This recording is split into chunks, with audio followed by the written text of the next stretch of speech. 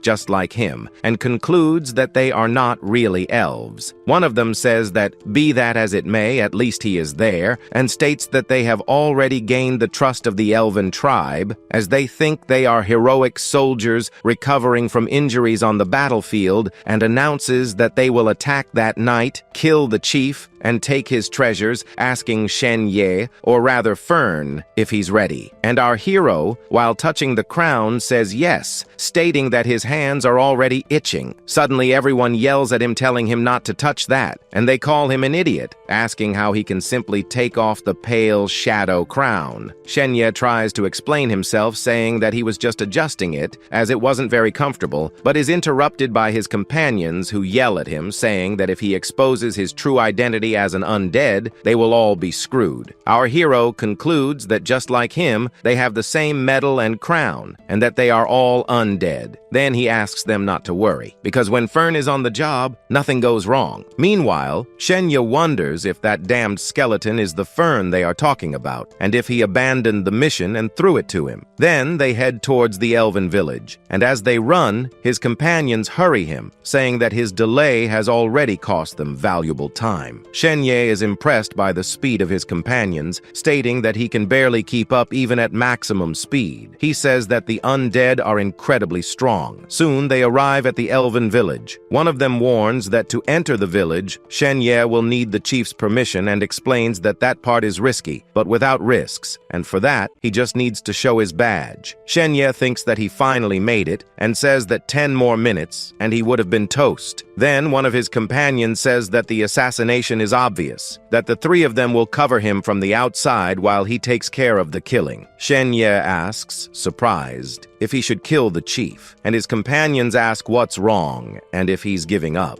But our hero says that there is no way and states that his blade can hardly wait to taste blood and asks them to leave that to him. And as he starts to sound cold, his companions celebrate his answer and comment that if he had said no, they, the undead, would probably kill him right there. Shen-Ye thinks that assassinating the Elven chief in his own fortress is practically a suicide mission. Then, his undead colleague announces that his companion has arrived and asks that they grant him entry to the village.